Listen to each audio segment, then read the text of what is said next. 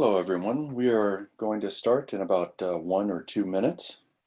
We'll try to start on time today. So just give us a minute or two, and we'll kick off. Thank you.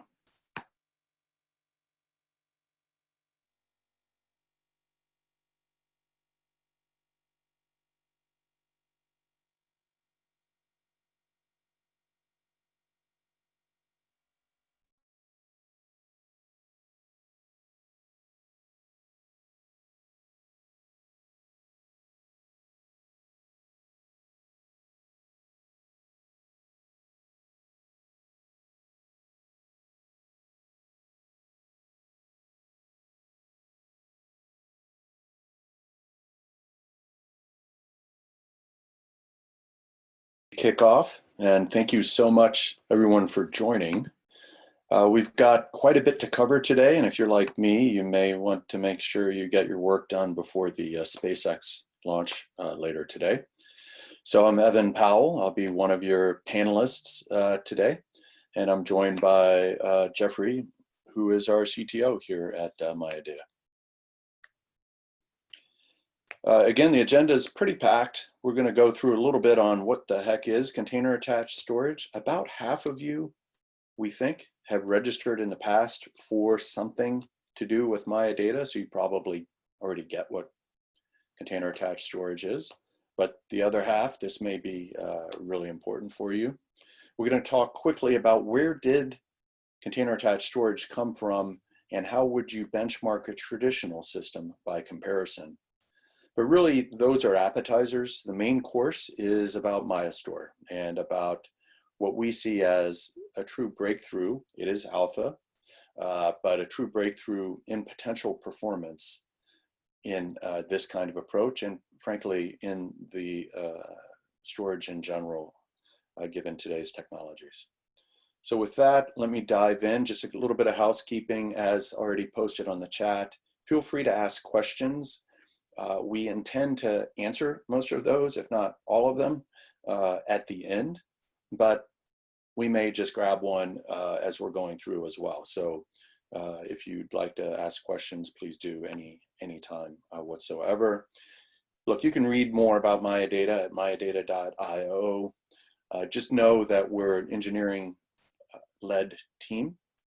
We're dozens and dozens of engineers. We're one of the top contributors to CNCF, Cloud Native Computing Foundation projects overall. We also, in addition to OpenEBS, which is probably what we're best known for, we also have a project or started a project called Litmus Chaos, which is in the process of being contributed to CNCF.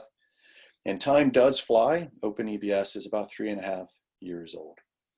And you can look at adopters.md to see a bunch of different users. One of them is the CNCF itself, which is pretty neat. So if you look at dev stats, you will you're actually using OpenEBS underneath that. So quickly, what the heck is container attached storage? Well, once again, you can go read a blog about it if you'd like. We posted this blog a couple of years ago now on the CNCF site. And it kind of tries to unpack and define the term container attached storage.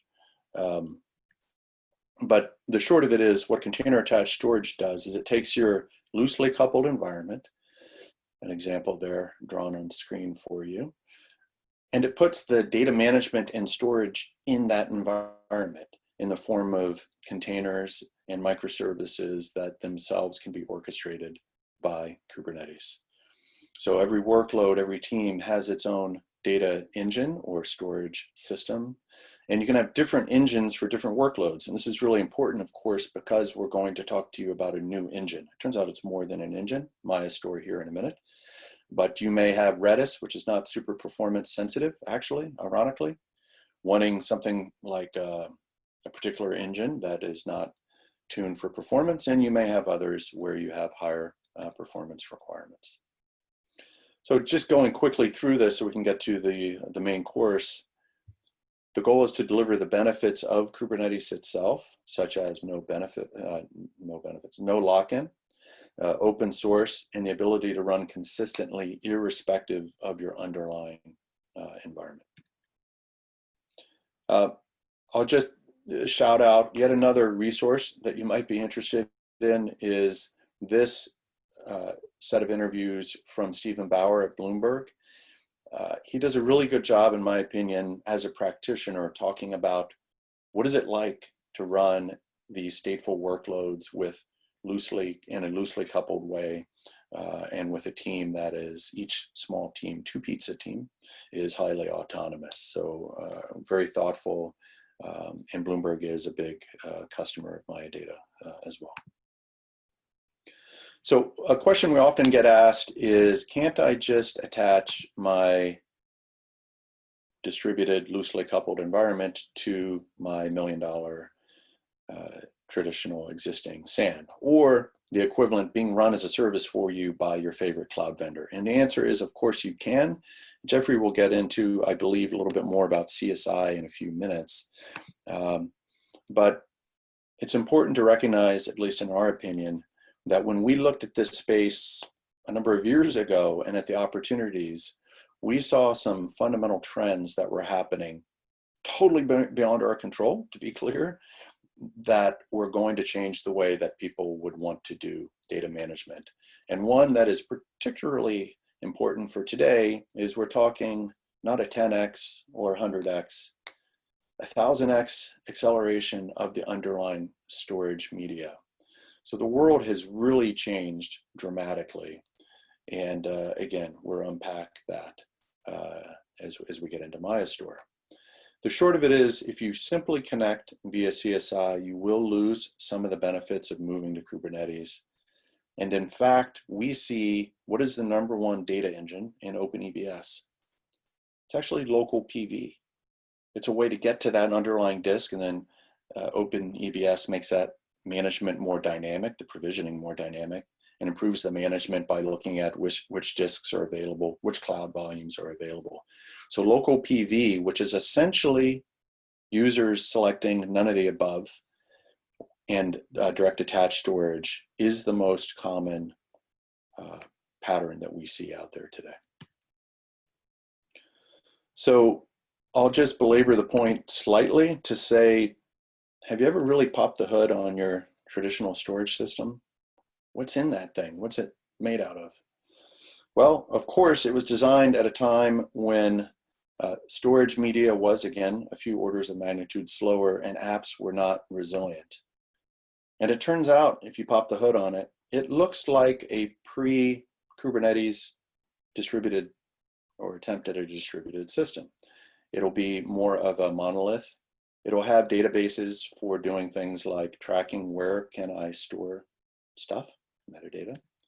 It'll have retry logic. It'll have a lot that we get for free as a CAS, container attached storage solution provider, from Kubernetes.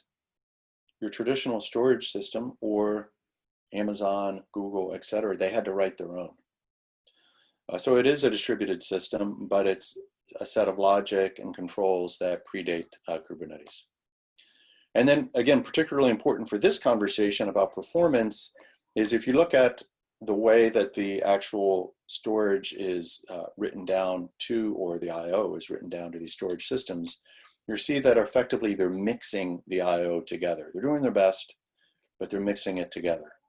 So this raises the question, how can we configure one of these suckers so that it deals with our workloads in the way we'd like? So imagine you have just a few dozen workloads, and these may be, 2 different flavors of Cassandra, 3 flavors of Postgres, what have you, but just not the 3,500 small pizza teams or so working at Bloomberg, but just a few dozen here.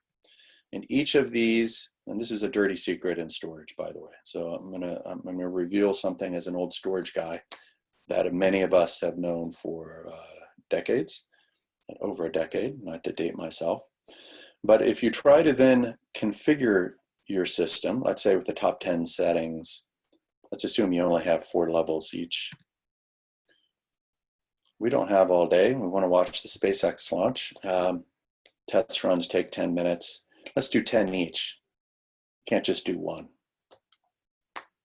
So no surprises. How long do you think this would take? Now note that a highly loaded system that's been running for not 10 minutes, but let's say 10 days or 10 months is going to behave very differently and degrade in different ways. We're not testing that. We're not testing what happens if that far node goes down and you have a network or connectivity network connectivity issue. So we're not dealing with any of that, right? We're just simplifying. Let's do it simply. How long will this test run take? 32 workloads, 10 settings, 4 levels. Turns out it takes longer than your career. And you can read the underlying blog. Once again, this is from Alex Eisman, who now is Chief Storage Architect or similar role at NVIDIA, and previously helped me co-found a company called Nexenta years ago as our CTO in the open source-based storage space. So the secret is that actually legacy storage systems themselves are very difficult to benchmark. And faced with something that seems so intractable, what do engineers do, right? And you try to simplify it further, partition the problem. And again, the container attached storage pattern helps you there because now you're matching engine to workload. So we've radically simplified it. And I think, Jeffrey, we're also talking a little bit about the notion of some dynamic adjustments as well, that some of which exist and some of which are coming in the future. So with that, I'll hand over to Jeffrey. Just one more slide though. This is if you go to the docs of OpenEBS, you see this is the basic architecture. There's on the left a control plane, on the right there's a data plane. And it's probably easiest to think of MayaStor as another aspect of the data plane. But as you're here, we took this opportunity to refactor aspects of what we're doing in the control plane as well. So yes, it is a data plane similar to and a storage engine similar to local PV, but it's actually a bit more than that as well. So hopefully that kind of set the table, maybe provided you, again, a bit of an appetizer, and maybe I'll hand off to Jeffrey at this point. Yes, thanks, Evan. Can everybody see my screen? Or at least, Evan, can you see it? I can see it, Jeffrey. Good, perfect, perfect. So, thanks, Evan, for the introduction. I wanna go over a couple of things today. Some of it might be something that you already know, but it's a little bit difficult to understand the exact audience in terms of what they know. So I've decided to go over from the top. And the first thing that I want to touch briefly upon is CSI, and after that, I'll talk a little bit about the technology that drives or has driven the design of MayaStor and why it is the way it is. And then I'll end with a short demo. However, the demo I'm running on my local machine, which is reasonably powerful, but I don't have a very big NVMe box in my office here, or bedroom. Well, it's not a bedroom, but it's not a real office either. But anyway, so one fundamental thing here is that MayaStor is built around CSI. CSI is Container Storage Interface, which basically is a set of REST calls, but as it's HTTP2 and the messages are not plain text but serialized through protobuf, it's called gRPC. And through these three sets of services, you basically define a contract between Kubernetes and the external storage system. So this is more or less like an abstraction for Kubernetes to talk to storage. The protocol is evolving. There are various versions of it, and they get expanded and increased in terms of functionality, like metrics and snapshots and clones. That's all of that is available, and it's the way that it's designed is that it's idempotent, and which is something that's not necessarily a one-to-one mapping to storage systems. And so basically what that means is if you say create a volume and the volume is already there, instead of returning an error saying the volume is already there, so I haven't created it, you just return back okay. But you do need to make sure that that volume is exactly the way that you wanted that volume to be. So there is extra work on the storage layer that should not necessarily be ignored.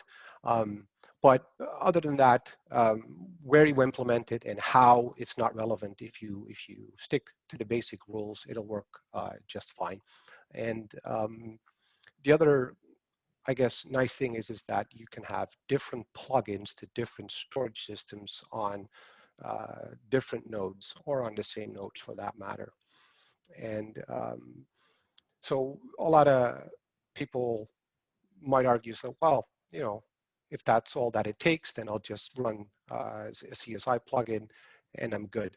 And we'll get into that a little bit more as in what else would you need for cloud native applications. But it also ties back to what Evan has said. It's like, why won't you just use CSI and then slap it onto your existing storage system and be good? Or be happy. So the way I see it is CSI is the beginning to an answer for cloud native storage, but not the answer. To visualize things these days, YAML says more than 1,000 words. So this is roughly how it goes. If you look at this, you might ask yourself, well, you know, is this an improvement compared to a simple mount?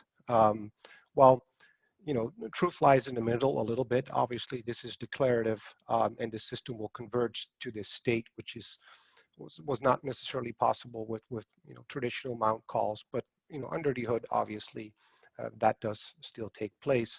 But you start with on the left side with a storage class where you basically specify the parameters for that particular storage class. And at the bottom, there is a provisioner, and this provisioner is specific. So if you have a different provisioner, you will have different parameters. You'll see that a lot of the parameters are, you know, named differently, but in essence, they refer to the same thing, because you know, a lot of storage has notions of replicas and protocols and things like that. And so it's not, you know, too extreme there.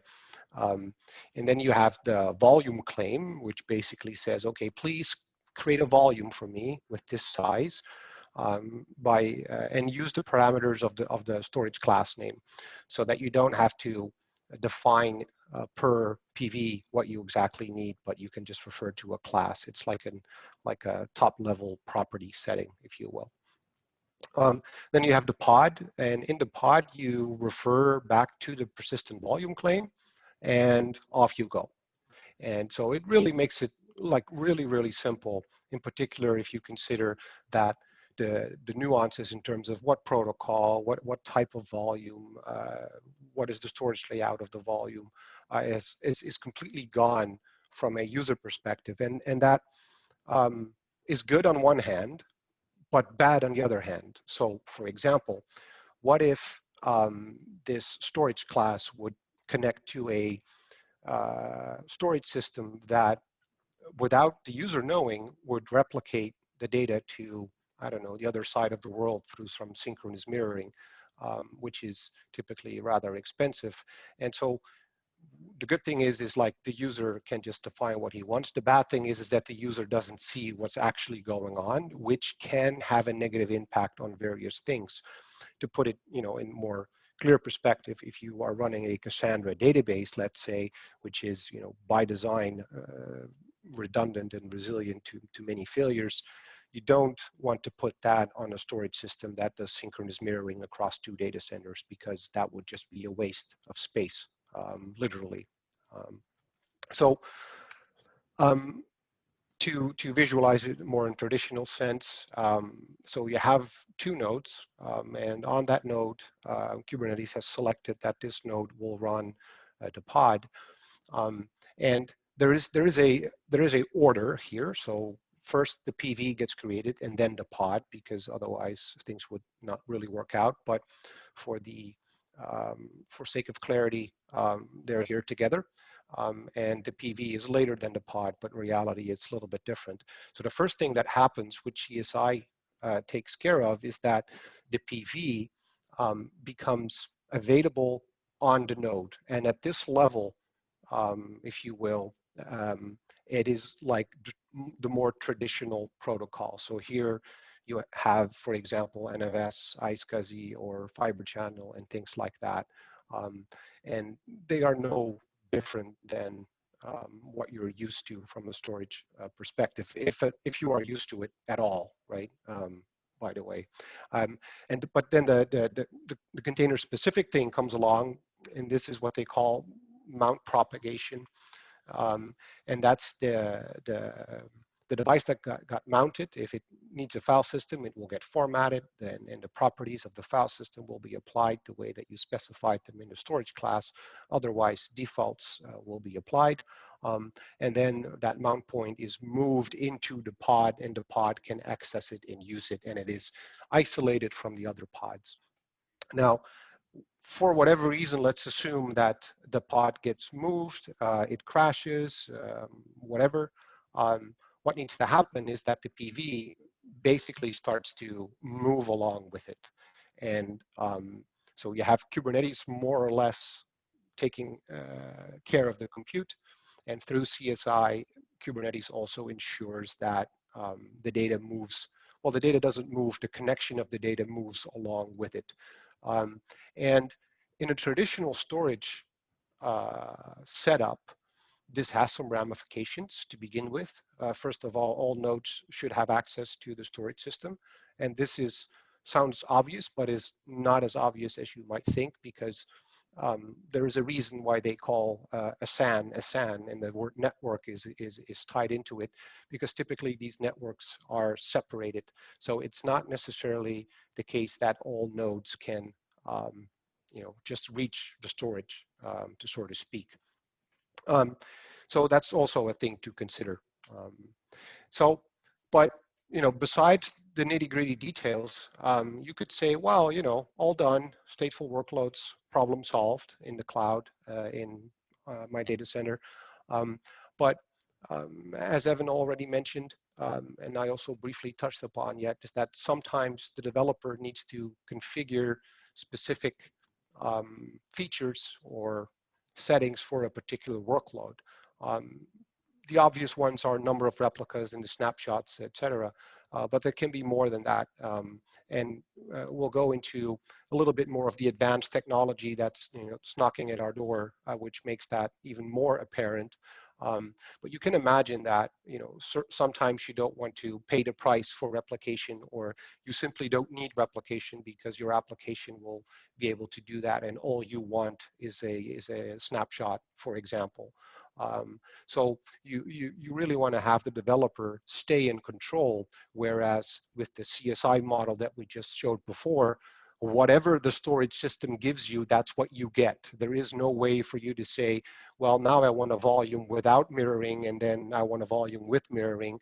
Whatever the storage system is configured with, that's what you get, right? So there is no fine-tuning of that. And another problem is I hope not many of you have this problem, but I've seen some of those for sure, is that you may have different storage systems within your infrastructure, whenever it's public or private. And these storage vendors typically go out of their way to be as incompatible as they can be, because they are at fierce competition with one another. And so a fundamental question is like, how do you abstract away these differences? And sometimes I say that OpenEBS tries to be what Kubernetes does for compute, abstract away the underlying differences so that the user can focus on the consumption of storage and not necessarily about the intimate details and all the things that need to happen under the hood. But these things are really, really important. Even if you don't have a lot of variation between your different storage systems, you for sure don't want to throw it away. I have been talking to numerous potential users who were asking me the very basic, simple questions like, okay, but how do I get my data from there in Kubernetes to begin with, right? So the transition period before we are fully cloud native is also something to consider.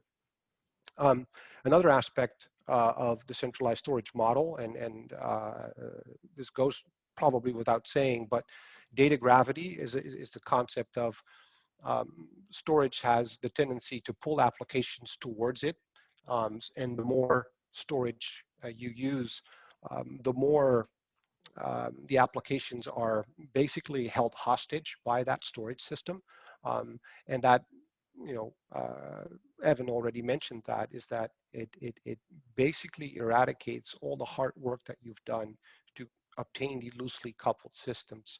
And I've spoken to a couple of engineers at Google who, before they announced GKE on-prem, said that that was the biggest problem, and their biggest fear is that people would use Kubernetes even through their service, because it's basically just, you know, GKE but on your physical servers, and then they would expect not to have any outages, but the storage system then would collapse for one reason or the other. And that's not to say that these storage systems are bad or whatever, but failure will happen. It's Murphy's Law, right? If it can, it will, and it will simply happen. And the final thing is that the thing to consider is that if you look at these applications themselves, these cloud native applications, it's not, unfortunately, true that you can just pick up your application, whatever it was, run it in Amazon, and all of a sudden claim that you're cloud native. It doesn't work like that. I mean, you could do that for sure, but it's something like willful blindness, really, if you ask me, because you're not really adopting the paradigm and the patterns that make cloud native applications work. And the path to cloud native applications is, as I mentioned, already a challenge. But once you're there, you'll see that the way that these applications are designed is that they have the redundancy batteries built in. They are able to scale as an application themselves. You add a load balancer, and you can spin up an additional web server if you suddenly start to see a lot of load. And I don't know if that applies to all of you, but in particular here in the Netherlands, I've read some articles about you know, the need for scalable infrastructure, in particular in the education system here, that seriously lacks the ability to scale, right? And obviously nobody could foresee this, or at least I don't think so. But in any case, you will need to re-architect the application somewhat. But apart from the application itself, there are other factors that signify that things could probably be done differently. And first of all, obviously, that's the people that operate these applications. I don't know exactly when the transition fully happened. I was not really part of the initial wave, to be honest with you, but the system administrator has become more like a wonder boy that needs to be able to keep the application afloat and is fully aware of all the intimate details of the application. Infrastructure is code, Terraform left and right, updates go on the fly. These are vastly different models than, you know, back in the day where you had a central file server and an application launcher, and, you know, if the application didn't work well, that was not the IT man's problem necessarily, because that was just the application. And all of that has changed significantly, and Kubernetes is the unified control plane that, you know, for better or worse, all gives us a common denominator when it comes to defining what we want to have. And the other thing is that the languages and the abstractions we use to write the software has changed. The languages themselves, Go, for example, and Rust, these languages are relatively new, and they have certain concurrency primitives built in that make writing of scalable software somewhat easier. But even further, there are these meta languages or meta languages that are even a level above, where you don't even talk about numbers and strings and integers and whatnot, but you talk about this service talks to this service, and so it's kind of like YAML, but more towards the functional style again. And we'll see how that pans out. I think that, you know, as the abstractions start to stack up, you are so far away from the actual core that, you know, we need to find the right balance, and time will tell how these languages will pan out. But it is a very interesting observation to see. And a couple of examples of these languages are Metaparticle and Ballerina. You know, I would suggest to have a quick look and see what could be a potential glimpse of the future. And I think you could compare that with the rapid development models that you maybe had in the past, where you drag and drop a button and then you double click on the button and you fill in what needs to happen when you double click. It's kind of within that context, right? So micro VMs is another thing that I personally think that that's going to be also very interesting. Containers have some challenges in certain areas when it comes to security. So with micro VMs, what they basically do is they leverage technology that is already available on the CPU to assist in virtualization, and basically reuse those technologies to further isolate containers even more, but also to have the ability to have things like pass-through done in a more secure way, or specialized user space drivers, and run them in a container. And Firecracker is from Amazon, and they specifically did that to be able to do, what's it called again? This Lambda function as a service type like implementation. The cloud hypervisors from Intel, Kata containers is also a project, I think, from, I don't know exactly where the origins from that one are, doesn't really matter as well. And then finally, the applications themselves are distributed systems, right? So as you build these things on Kubernetes clusters, you get the distribution for free almost. Well, I mean, not exactly for free, because distributed systems are very complicated systems to maintain and to particularly to debug. But you know, if you follow the models more or less, the microservice model, where you build specific functions that have a rather specific goal, it becomes relatively easy to deploy them and to maintain them and to upgrade them, and that's really what we all want. And then hardware changes, and I've underlined them because I will now go into the more, I suppose, deeper things, and what has driven the design of MayaStor, because we were looking at these changes or technologies for a while now. But hardware changes enforce a change in the way that we do things, and I mean that from a developer perspective. Not just hardware changes, also hardware bugs that have emerged.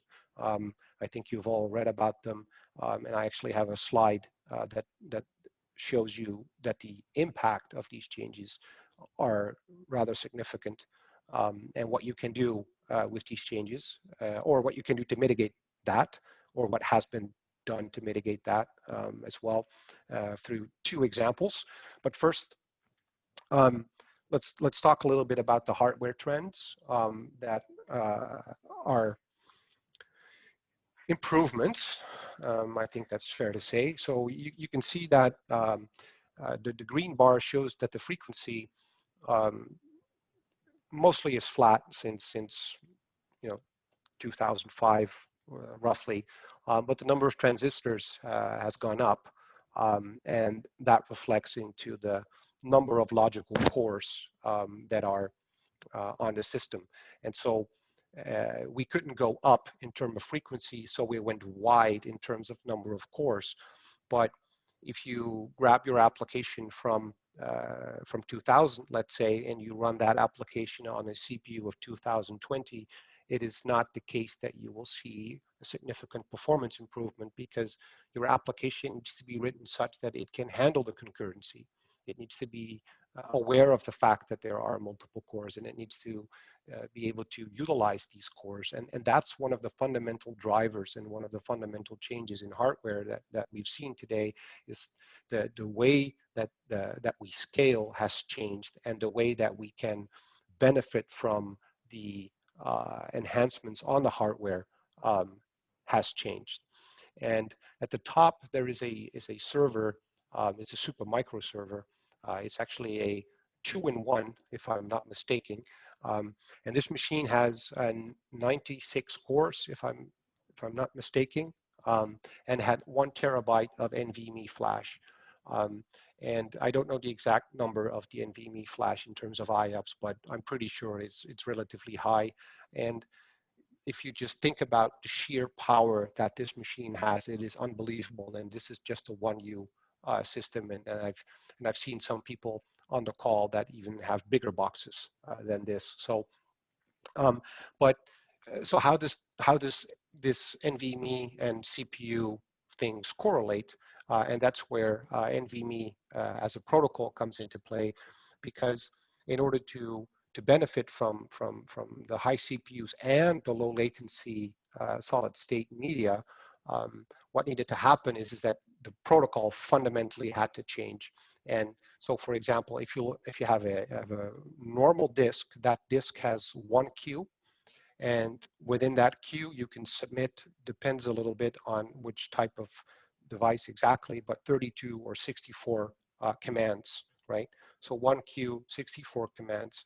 NVMe theoretically gets you 64,000 queues, and in each queue you can have 64,000 commands. And so the idea is, instead of sharing that, you just have each CPU have its own queue. And that might have seemed strange in, let's say 1980, but now it's like the logical thing in 2020, because that's the only thing that increases. So to illustrate that, it's not just us to sort of say that leverages and has looked at these technologies. I have a couple of examples that this one is about networking, where as a packet comes in, and as the network bandwidth increases, the CPU has roughly 67 nanoseconds per packet at 3 gigahertz, right? So now let's say that you want to increase performance.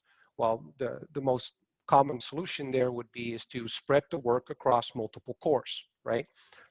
But if you do that, you need to have some orchestration in terms of locks, right? You can't at the same time access that resource. But the locks, compared to your level 1 cache on the CPU, for example, is 7 to 40 nanoseconds away. So that's latency. So if you add these numbers up, the latency increases. And as you add more cores, Amdahl's law starts to kick in, and that it doesn't help to throw more CPUs at the problem, because your bottleneck now is the lock contention.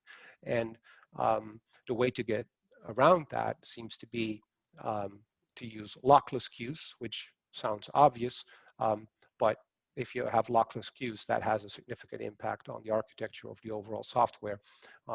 But what you see these networking stacks do is they have poll mode drivers, PMDs, and they basically turn off interrupts and go in a busy loop, constantly checking if there is data, because they don't get interrupted, and the overhead drops considerably, and you can get line speeds that way, and you scale per core. And so, but in order to leverage that, as I mentioned, partial rewrites are inevitable, but the rewards are high. Some examples of projects that use this approach are SkylightDB, which is a Cassandra type-like database, VPP, which is a packet processing library, and OpenFeeSwitch, which might be more familiar. So all of these technologies adopt these technologies in their turn to benefit from the hardware. Another one is in the Linux kernel itself. So Linux had an asynchronous I/O system. Asynchronous I/O, for those of you who have not seen that before, it's basically you ask somebody to do something and you don't wait for the result, and that is um, pretty difficult to get correct. And so there was a lot of debate about how this new interface should look. And by pure coincidence, which it is not, they basically ended up with the NVMe model, where they have a submission queue and a completion queue. No admin queue because they don't need it in this particular case, but you can see at the blue line is the AIO interface, and that has been in Linux since like forever.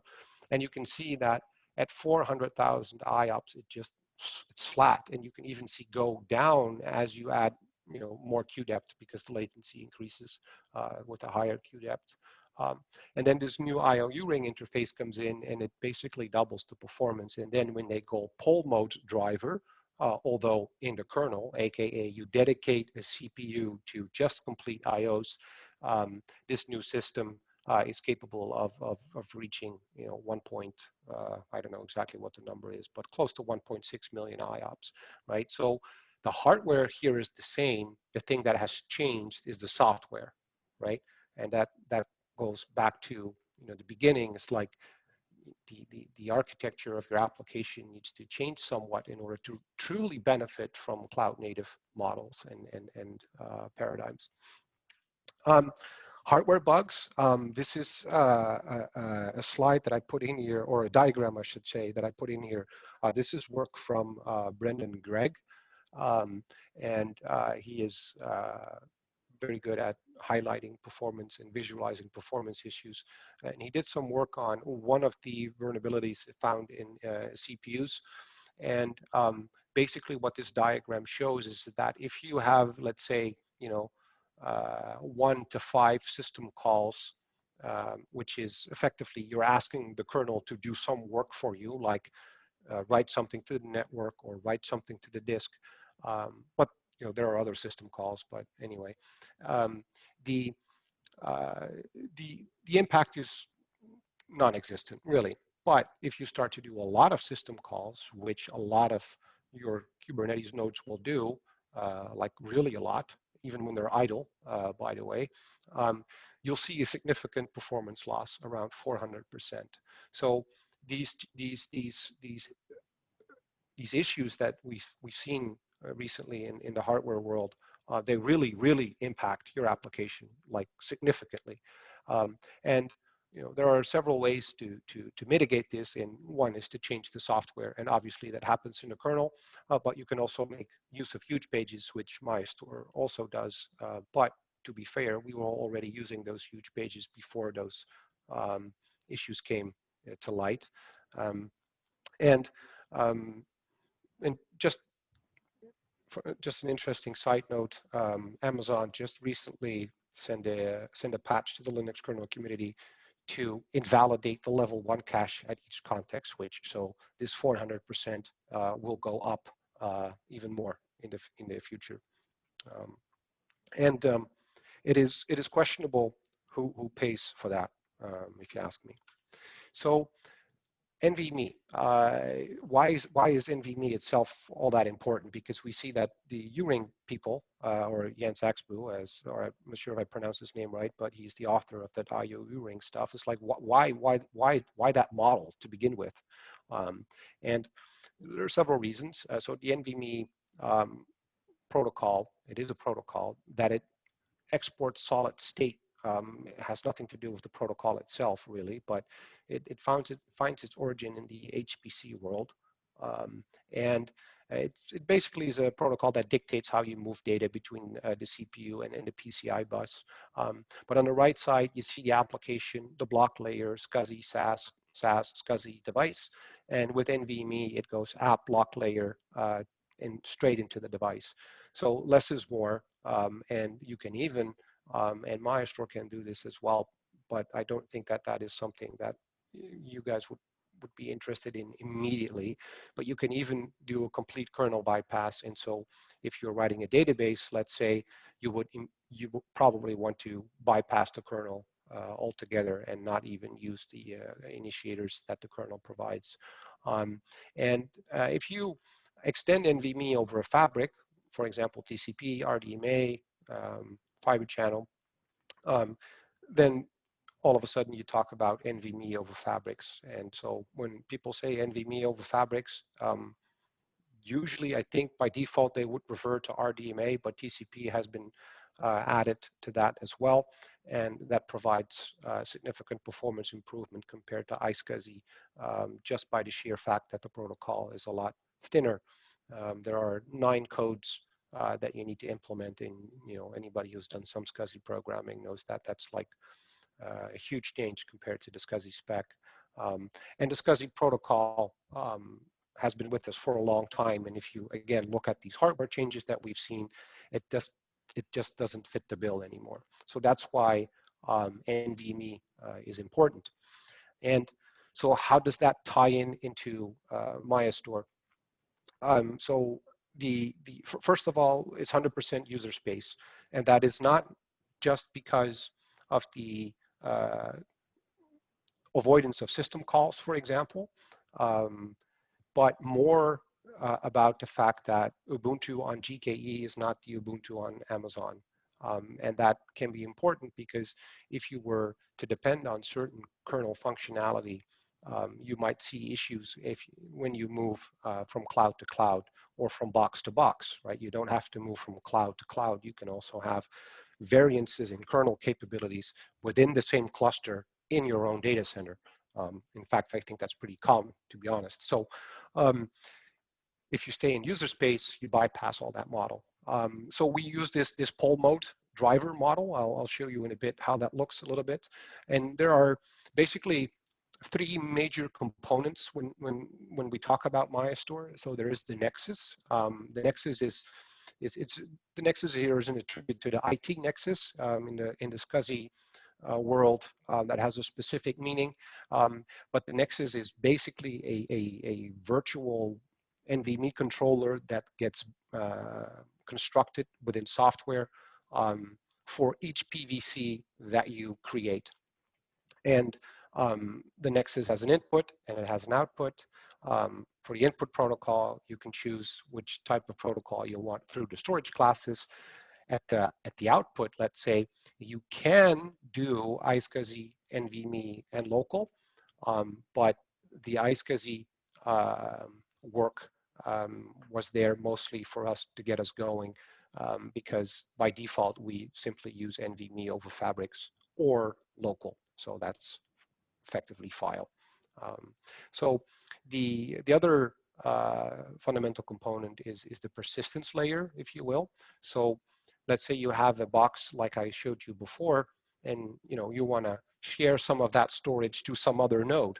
And the way to do that is that you pull that storage together, and then you TIM provision slices of that volume out, and we implicitly make that available over the NVMe over Fabrics network.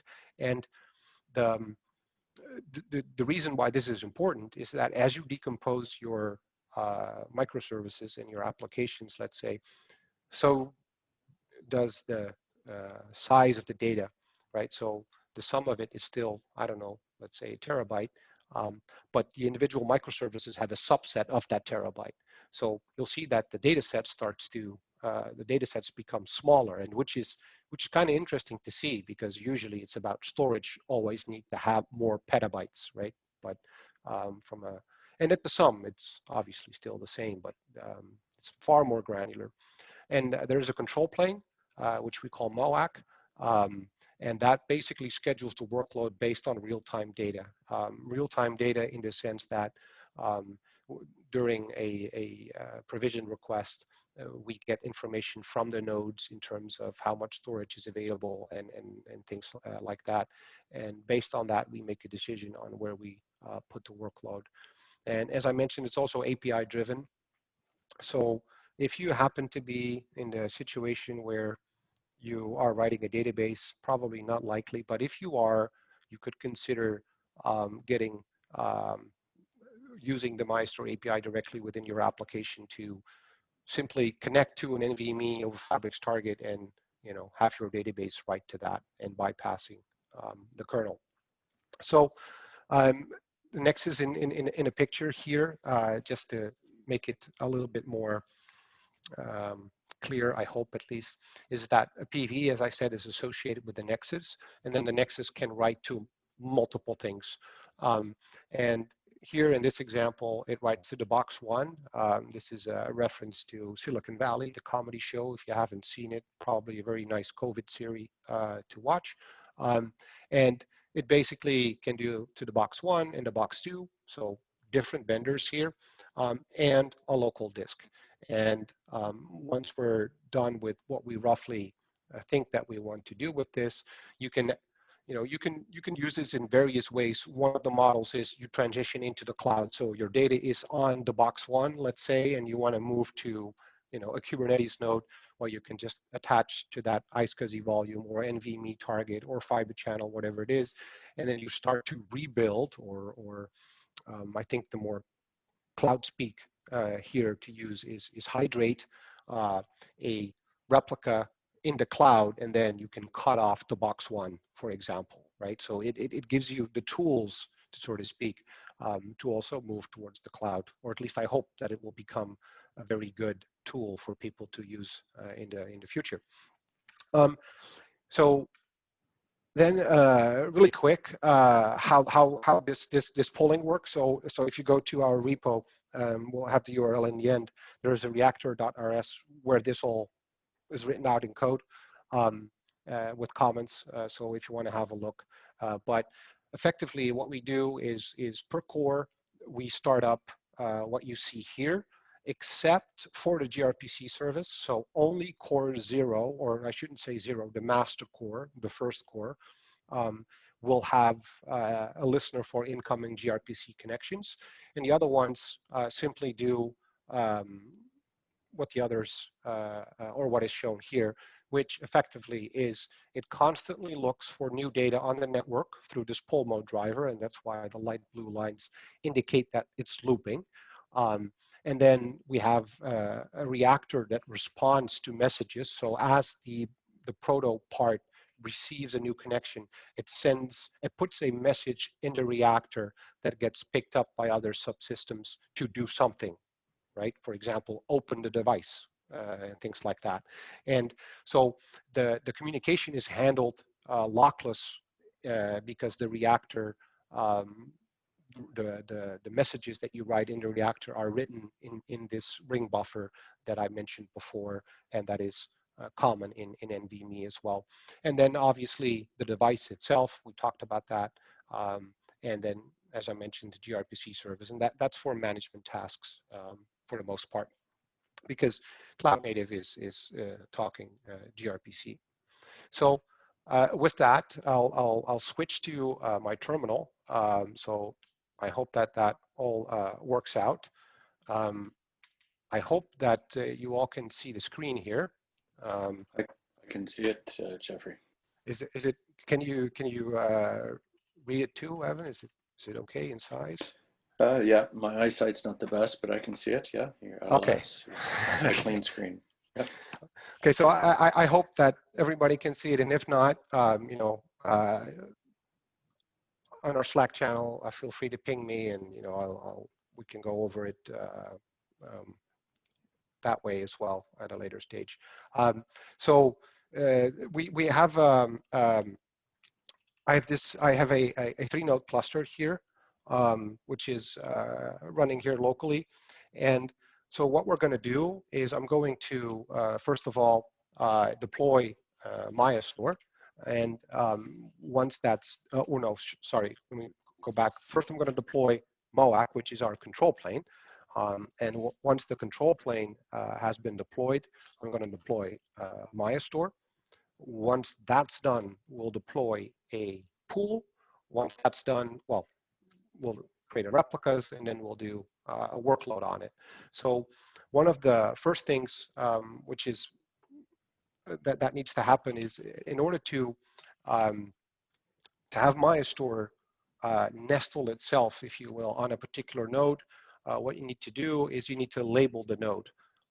And the label that you need to apply is OpenEBS.io engine, and you should equal that to MayaStor. And once that's done, every node that you label with this label will automatically receive the daemon set that MayaStor is. But the first thing that we need to do is deploy MOAC. And this is all in our repo, so I won't go over it, but this is basically default stuff these days already. We set up some role bindings, we set up some services because MOAC is also exposing a public API as well. But CSI, provisioner, nothing really special. And again, this code is all available in our repo, and you can basically have a look in it and go through the details. But it's basically just we launch MOAC. Some stuff gets created. I don't think that you can see it on the right side. I have kind of like this cluster monitor, and I see that the container starts. And then similarly, we have MayaStor itself here. Again, nothing too special. We set up some mount points. As I mentioned, we set up the huge pages here. And I haven't gone into details like what are they and why for sake of time, but we use them here, and other than that, nothing too special. So let's create the MayaStor. Oh, we already have that one. The MayaStor daemon set, and the next thing then is to create pools, and you probably heard about Node Device Manager, and that helps to identify disks at a cluster level. So we're not using that today, but that's all possible and doable. So here I have done things manually, if there is still such a thing these days, but I basically specified which disks to be used and how the pool should be named. So I have 2 nodes. Well, I have 3, but the master node is the master node, so typically it's not used for workloads, although it is possible. And this is like 2 YAMLs in one. So if I apply this, the pools should be created on the nodes that I've selected. And we can check that that's the case by getting the CRDs. And there is one pending, which means that I already have a problem, probably because it shouldn't be pending. And I think that's probably because I have a problem in the device assignment, but we'll see what's going to happen. And so the next thing then, what I can do is talk about the storage classes. So I haven't gone through the storage classes yet, but we have several storage classes, and I think I've already created them. So I will I will apply them, and we'll see if they're already created. But here, this is where the parameters come into play. And I've been talking a lot about NVMe, and yet it says iSCSI here. So what's the deal with that?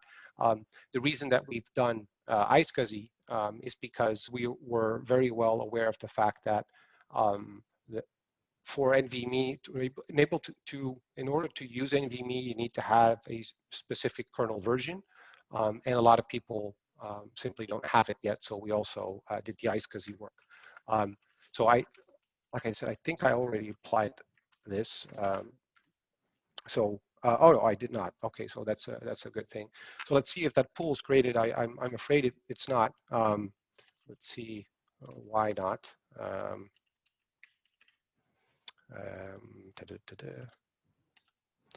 And it's a little bit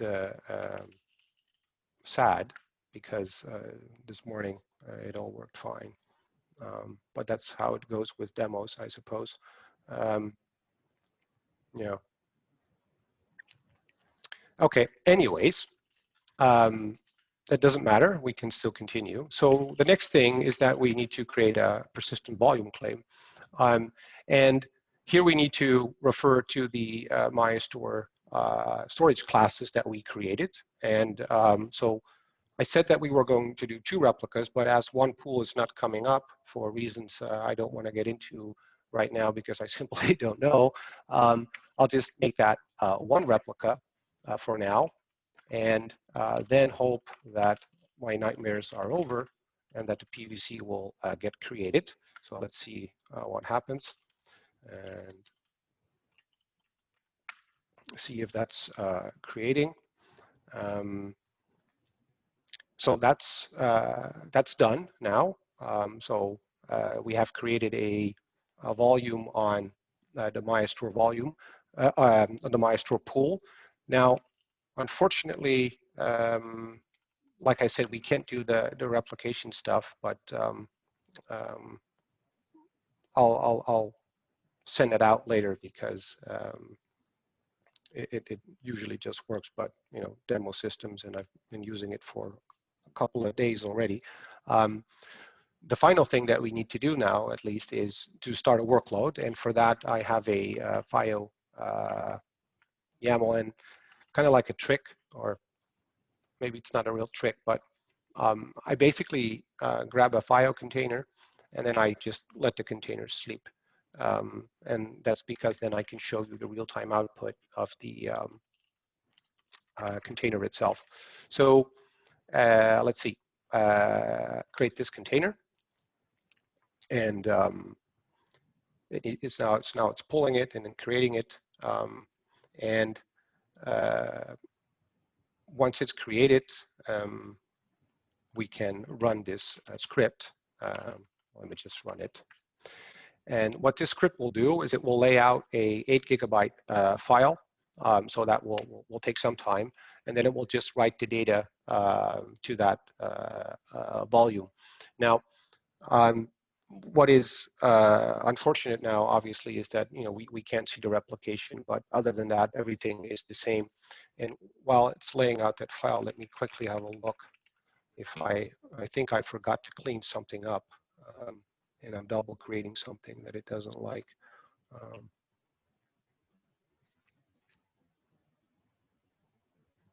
Or I'm overwriting my whole my root partition now, but that's unlikely. So so you can see right now that it's doing 52,000 IOPS. So that's pretty good. More so because that's actually the maximum that the device can do. Now, that sounds like really great, which it is, but I do have to say that the device won't go any faster than this, right? So if the device would be unlimitedly fast, we would not be unlimitedly fast, obviously. But it does show you a preview on where this is going. And in terms of optimizations, we haven't even started, with the actual real optimization. And we can do various workloads and go through FIO results all day, but I think it is, or hopefully it's clear that where this is going towards. And one more thing that I want to show is the once you have the MayaStor volumes up, we have an additional CRD.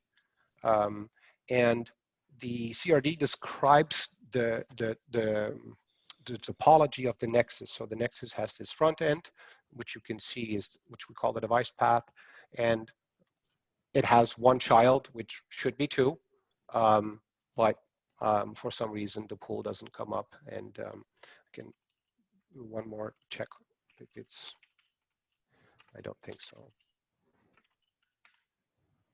No, it's still, I think the disk is full or something like that.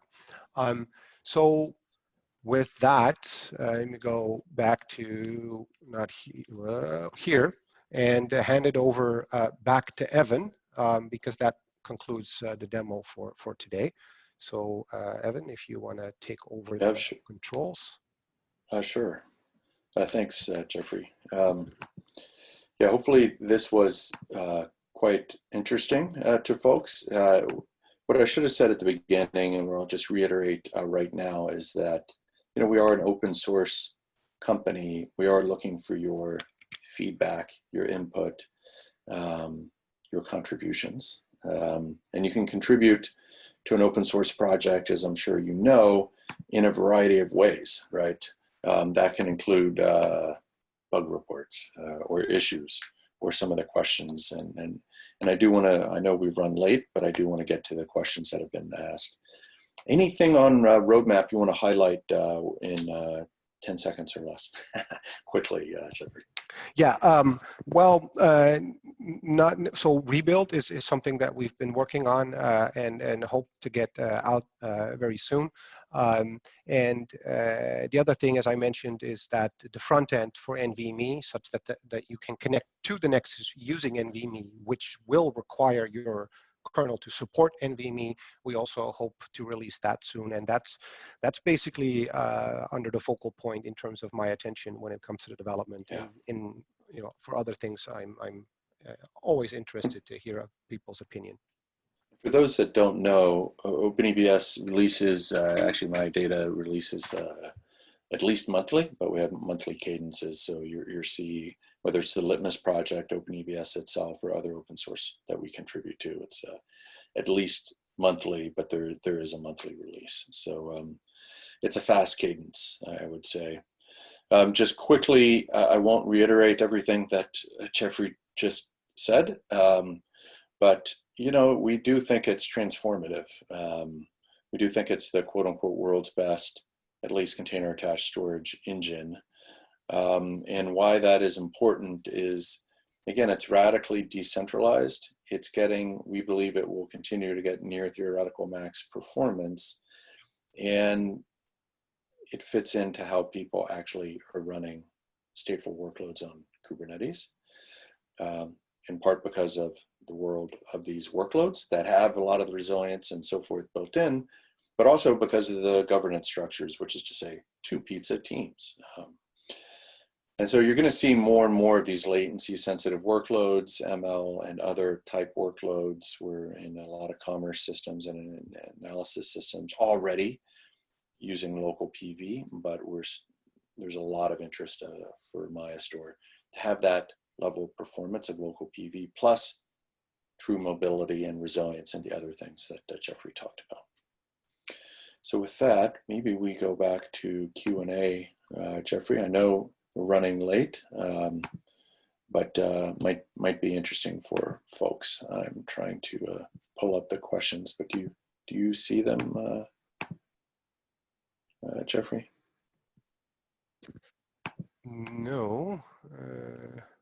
Maybe Jeffrey, I can let you tell you about the questions. Yeah. Oh, wait. Oh, sorry. Yes. Well, I see a question and answer button. Should I? So I think there are 2 questions there, Jeffrey, and I see there are a couple of questions in the chat as well.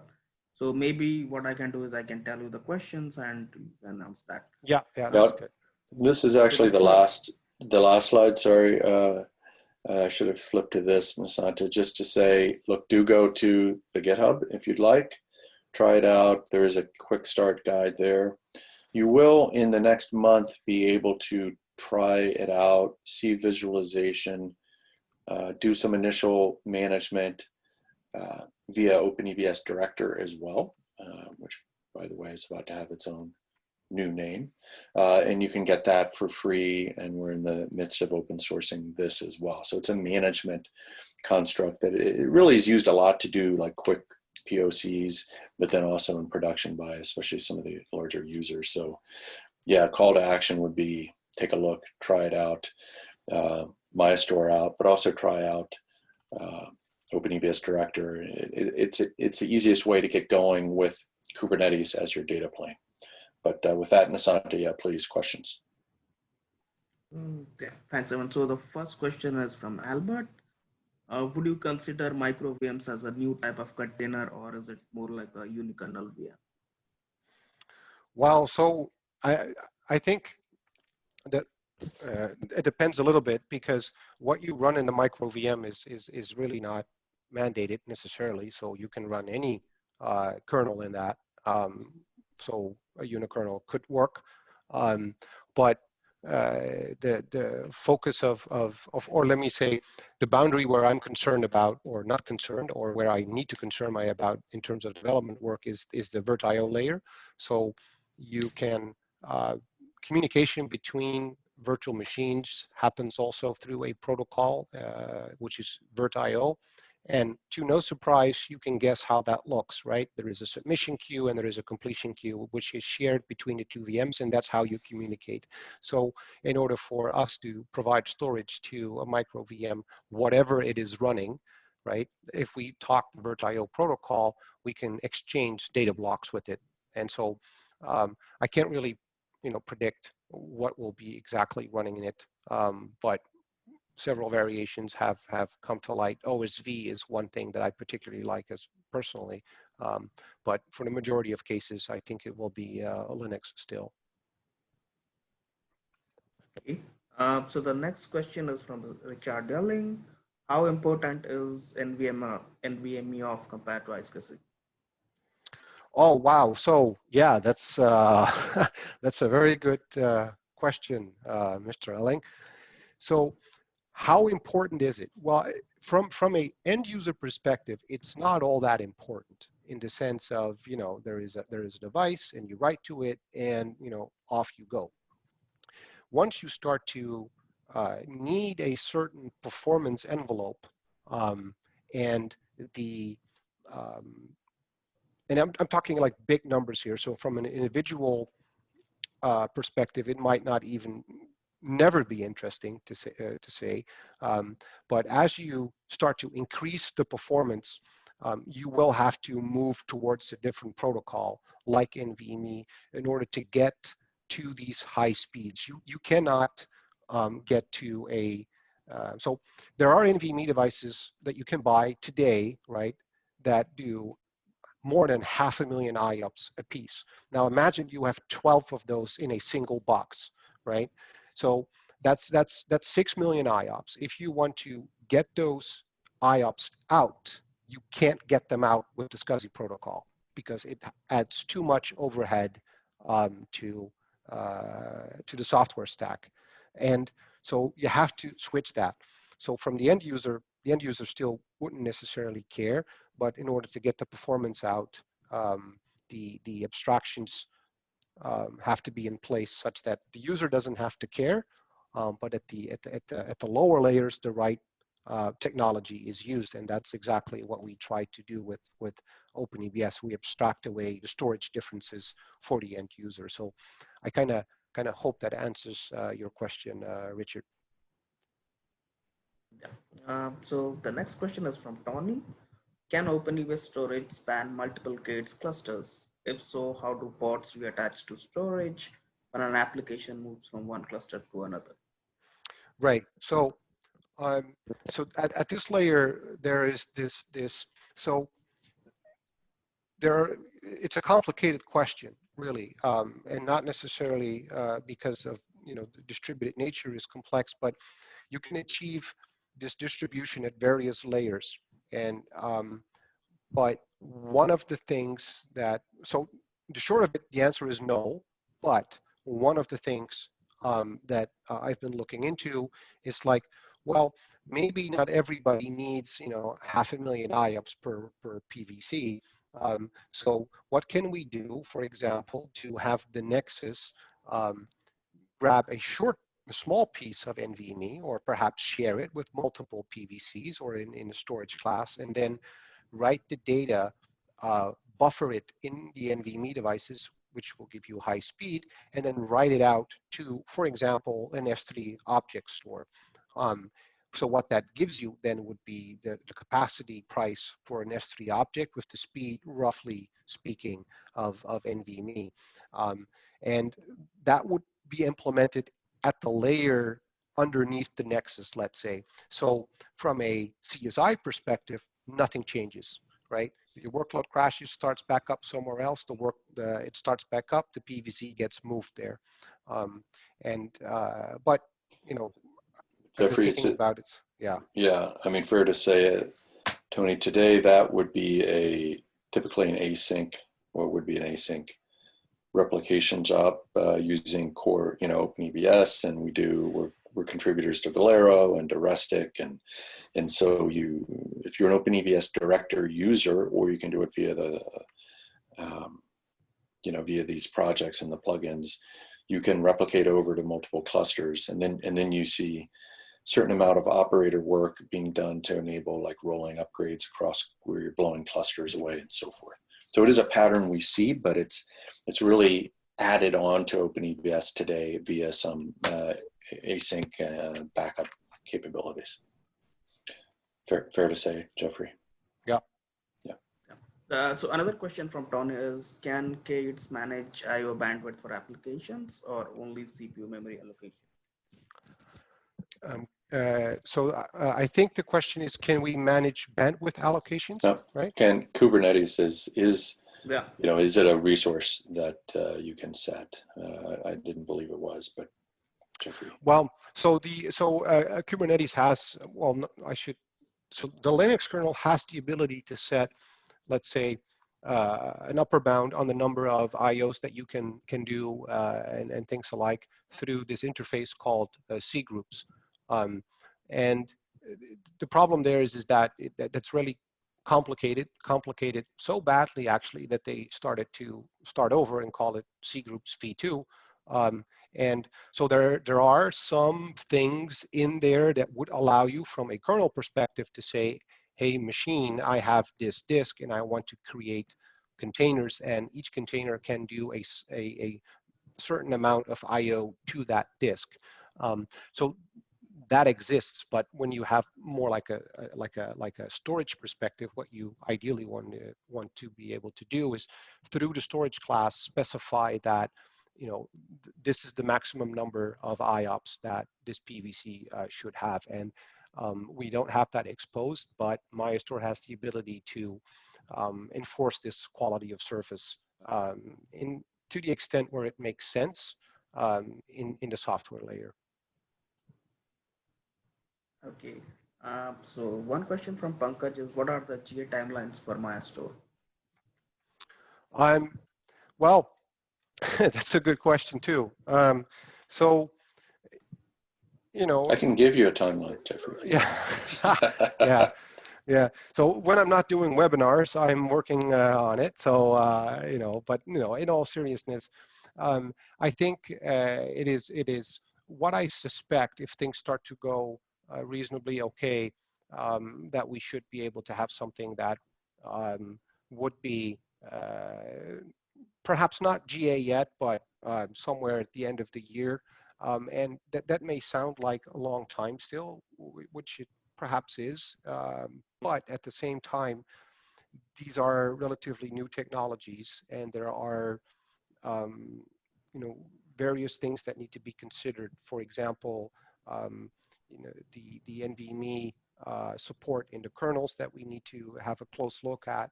So there's a lot of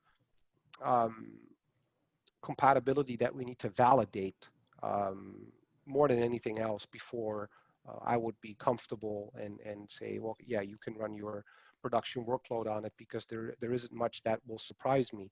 And I think only recently with Linux 2004 from Ubuntu, I think that's when people started to get massively their hands on a 5.x kernel, right? So it's relatively new still, but other than that, I think if you compare it to the other products that we have today, the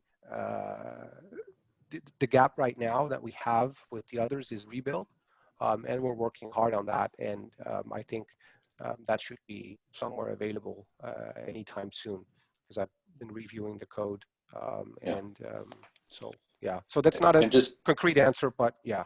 No, but it may be worth emphasizing. You and I take this for granted, but this is an open governance model. So it never would be me or even Jeffrey, who's more qualified, to just make the call, right? We have criteria published out there for when something within OpenEBS is beta or is alpha, is beta, is GA, and we'll follow that criteria, and the community will hold us to it. And so, but yeah, just wanted to make that clear. Not saying that means it's going to be faster or slower or anything like that, but it will be objective and transparent. Good question. Thanks for the question. So the next question we have is from Claus. I need read or write volumes mounted on multiple pods or nodes across the cluster. Will this be covered? Can you repeat that one more time, Masanta? Okay, I need read or write volumes mounted on multiple pods or nodes across the cluster. Will this be covered?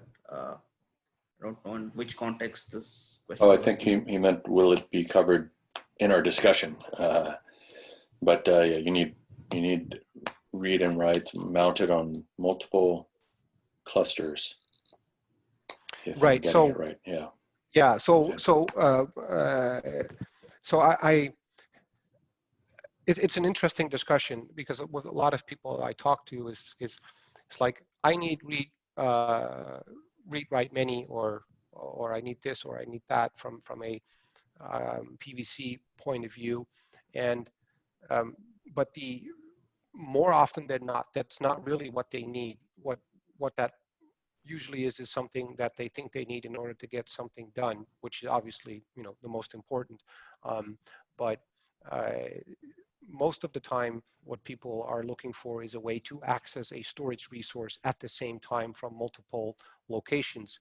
And although block storage can do that, that is probably never ever what you want, right?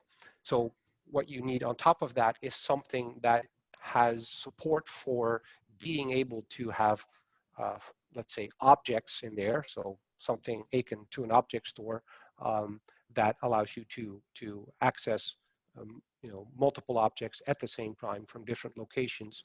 Or you probably end up with a more file share type like model. And then you can ask yourself the question, is that a model that I want? Because there are some rabbit holes to consider. But then there are things like NFS, for example, that could be laid on top of these things. But block storage all by itself is I mean, again, you can do it, but probably not what you want, if I understood the question correctly. And just on read write many, which either is the question being asked or just a question that's being asked so often to us that we're just ready to answer it. It is true, and it kind of ties to one of the questions about, hey, is there data science being run on top of this? Airflow sometimes, as I understand it, likes NFS, but in long story short, the NFS provisioner within Kubernetes is another project that MayaData helps to maintain. So we don't talk a lot about NFS, but we certainly have our team deep into what it takes to do a flavor of read write many using NFS. We tend to focus it on specific workloads. We're workload focused. We don't position it as some sort of generalized, alternative to your NetApp. It's workload focused, but we certainly know NFS very deeply as well. So the next question is from Chauncey. It seems there is a big overlap between MayaStor and existing options like Jiva and CStore. What is the plan for older options? What is the suggestions migrating existing PVs over to MayaStor if possible somehow? Right. Yeah. Good question. So, the way I differentiate these engines, let's say, is that they serve specific purposes, or at least in my mind they do. So I put Jiva I think that I would use Jiva in situations where I need maximum flexibility in terms of what runs where. Usually in environments that are in low resource, so Jiva is very, very lightweight, and this lightweightness also reflects back in its storage functionalities, right? So there's the trade-off. So Jiva, I think about, ARM clusters, not overwhelmingly CPU powerful, right? But you need ways to replicate data. You need Kubernetes to orchestrate these things, and persistency is one of them. Then you have, in my mind, CStore in cloud environments like AWS, where you have EBS devices, for example, not necessarily only EBS devices, but something like that, that are relatively performance constrained, right? So they usually come, you know, as the gigabytes grow, the performance grows, and most people end up with a, you know, a volume of, I don't know, 2.5, 3,000 IOPS, and that's enough, right? In that spectrum, I think CStore can have its place, because CStore is, you know, it's also in user space, and it provides some data management capabilities that you otherwise don't have. And then there is MayaStor, more for the, I have some hardware, and I need much more than 3,000 IOPS really, and then I think MayaStor would be the best fit. Now, it is true that compared to CStore, there is a significant overlap, and time will tell what we'll exactly do with them. Merge them one way or the other, make them more compatible one way or the other. But I hope that it is clear that the reason that we decided to work on MayaStor and not continue on trying to teach CStore new tricks became clear by the demonstration of, you know, why you need to change the software. There was no way to get CStore, which is based on ZFS for the most part, to get to these speeds, because the design is just fundamentally different. And to be perfectly fair, they serve completely different purposes as well. So I hope that somewhat answers the question. So the next question, I think it's pretty interesting. Is MayaStor already used in production for enterprises? Well, only my own enterprise, which is to say my system here, but no. There have been a lot of Docker pulls, but or Quay pulls and other pulls, but no, we wouldn't suggest it. And just on the data migration or compatibility question, you know, I would just, not to sound like a salesperson, but it is true that every customer must be a reference for us, and that is our focus. And we will do whatever it freaking takes to make sure that our users succeed in the use of Kubernetes as their data plane. And that includes projects like Litmus, which is open source, being contributed to the CNCF for chaos engineering. It includes what we now call OpenEBS Director. It'll have a snazzy new name soon enough. You know, for the overall management, visualization, contributions to Weave Scope upstream, contributions to Kubernetes, ownership of, you know, pieces of that, etc. And it includes MayaStor, and it includes support. So yeah, we will not leave you, let you down when it comes from that perspective, but we're also having the open source, some sort of migration tools and so forth as that becomes more important. Or there's a bunch of partners too, from some of the world's largest as customers and supporting OpenEBS in production. You know, 2 of the top 5 or 6, I guess, whatever they're ranked, global system integrators as an example. So, you know, they can also provide services on top of this, as can others. Yeah. So another question we have is from Wim Jacobs. Are there SPOps in the architecture?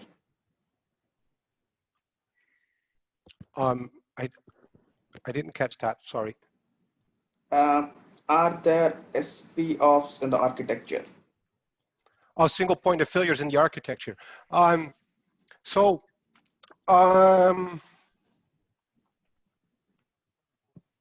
Kubernetes? No, joking. No. Well, yeah, that's. I mean, if everything goes through Kubernetes, that, you know, you could see that, but if you can make it a single point of failure in the sense that you create a one-way replica, and at the top, or I should say, no replicas, right? It's just one, and then you don't have the layers above in your Kubernetes services and deployments. You have nothing orchestrated, then organically almost we will become the single point of failure. In terms of other failure models, is that if the daemon set crashes, if there are no replicas, then that volume will be gone, right? And so you can paint yourself into a corner for sure, but yeah, I'm also not entirely sure how to completely avoid that. Yeah, and Other just than a say, yeah. a Sorry, go ahead. counterintuitive thing, at least for me, since the last couple of years being involved from a prior world of storage and so forth, is that sometimes people want ephemeral persistent storage. So actually, that one of the big use cases of OpenEBS today is under something like a GitLab, where you just want this set running for 4 hours, and then you want to blow it away, right? So maybe you don't want to pay effectively to have 3 replicas or whatever, n replicas and so forth, and so in that world you would have a single point of failure, but you wouldn't care, right? But if you compare it to running Kubernetes, which has its brain, etcd, and all of this, running there on top directly of something that has some other brain, you don't have the source to traditional storage system. Something opaque that has a massive blast radius, i.e. not just all your Kubernetes, but as much as possible, petabytes. I mean, the blast radius of a CAS approach, container attached storage approach, is minuscule compared to the traditional, or for that matter, just trust in one cloud. You got some massive blast radius, and so single point of failure, sure, but a single point of failure in a way should be multiplied by the total blast radius, and the blast radius for any of these partitioned, loosely coupled types of approaches is going to be inherently much smaller. Yeah, thanks, Evan. Next question we have from Shad Johnson. Is there a CSI specific compatibility matrix? Up to which version of CSI specifications is supported? Oh, I don't even know exactly, to be honest.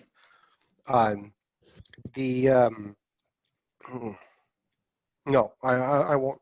I did see today a pull request to update some of the containers that deal with CSI, but I don't know, to be exact. So I have to look that answer up. Get it in the docs if it's not in the docs. It's a good question. Yeah.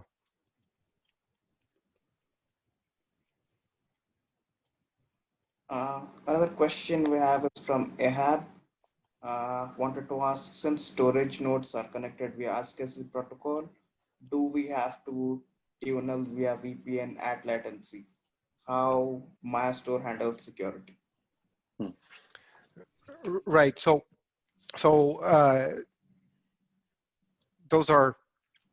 that's a complicated question again, really, and because it needs to be unpacked at several layers in order to give a precise answer. But if you have a Kubernetes system that is spread across a data center through a form of VPN, then there is no inherent overhead or something like that MayaStor imposes.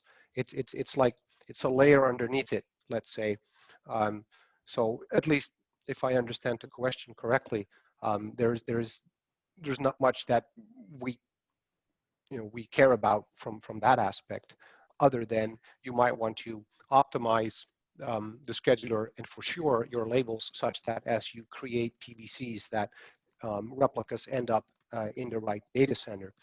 In terms of security, in terms of what does MayaStor do from a security perspective, is that we have a encryption module which applies data that gets written into the Nexus, goes out over the wire to the child devices, as you've seen, and that data is encrypted.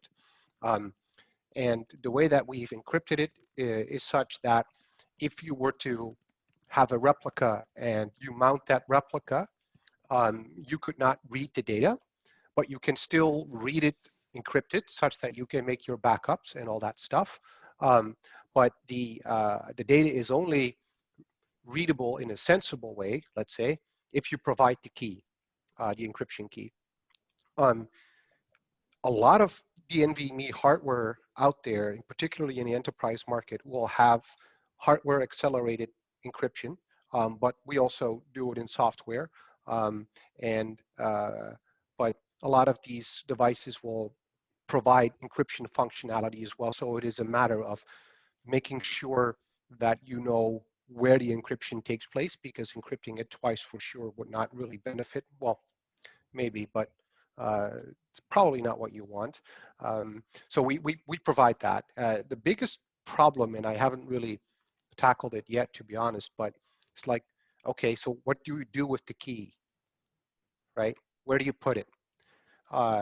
You can put it in various products. That's obviously possible, but then still, it's like, how do you get it into the container such that it can be mounted? And who do you trust with the keys? Who has access to the keys? Who can delete the keys? Who can create new keys? And all of these questions are something that I haven't really gotten a good answer for. And I'm probably also not the most qualified person to give those answers, because all I need is the key, let's say, and then encrypt it. But we've been talking about looking into technologies like Vault, and then use these technologies to obtain the keys.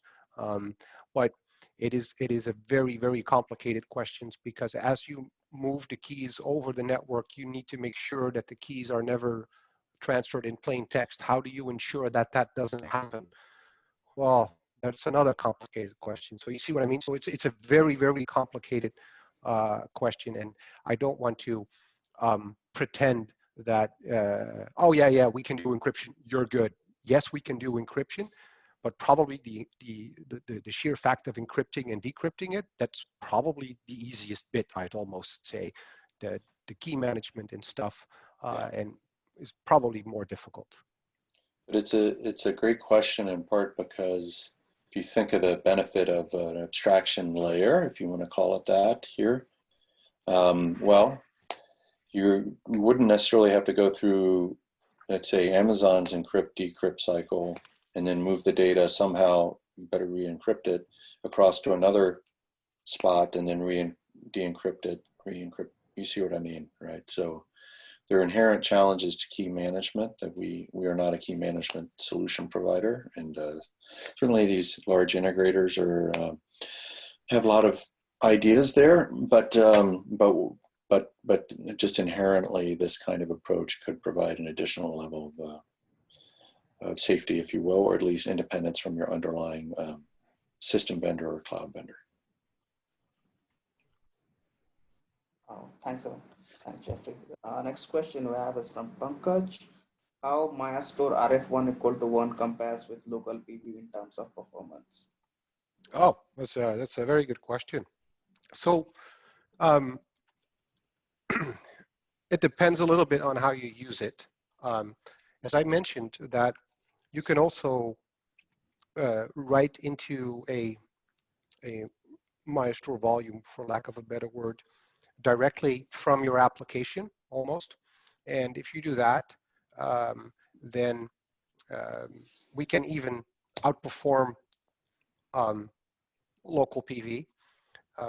If you attach through a network, then obviously we have the hit, let's say, of a network. And so local PV, in the sense that it's the minimal thing that sits between you and the device, and that's the kernel, right? And so if you replace us and compare us to the kernel, we can outperform the kernel. But that's not really all that interesting, if you ask me. So we can outperform local PV, but the majority of cases, what you will need is a file system, right? Because that's basically how things are laid out in the world today. And if you need a file system, you need the kernel anyway, right? So if you do no replicas, then, well, since you're in the kernel, why don't you just stay in the kernel, right? And just use local PV. Now, if you find yourself in a situation where you don't know if this needs to be local or remote, or you want to retain the possibility that the workload moves but the storage stays, then MayaStor will probably be close to the local PV numbers. And Murat, I don't think he's on the call, but Murat and I had several conversations with several people, and we basically concluded that we want to keep the overhead roughly around single digit. So that means maximum of 9 point, no, not, that's not single digit, right? So 9%. Only the future will tell if we get there. I am very confident that we are able to get there, though. If we go and look into the micro VM scenarios, which it's a little bit complicated perhaps, but the hypervisor runs for a large part in user space, then we can actually even outperform local PV. So it is, because both of them are in user space and they communicate through these lockless queues that we talked about, right? So that goes blisteringly fast. So that is possible in that sense. So it's a complicated question, really. But if you don't need replication, if you don't need things like TIM provisioning, if you don't want snapshots and things like that, and you are fine with more or less saying, I'm going to use this kernel, and I know that all my other kernels in my cluster have the same version, or at least the same functionality. Given all that, I would not necessarily suggest to use MayaStor. Still, you would use OpenEBS, though, as we have a local PV provisioner. That's part of our, whole project, let's say. So you get to choose. So it's not necessarily MayaStor or local PV, but you can through the storage classes you can select any of them. Yeah, thanks, Jeffrey. I think we have one last question. Can MayaStor run on top of bare metal servers with HDDs or SSDs, or NVMe disks are mandatory?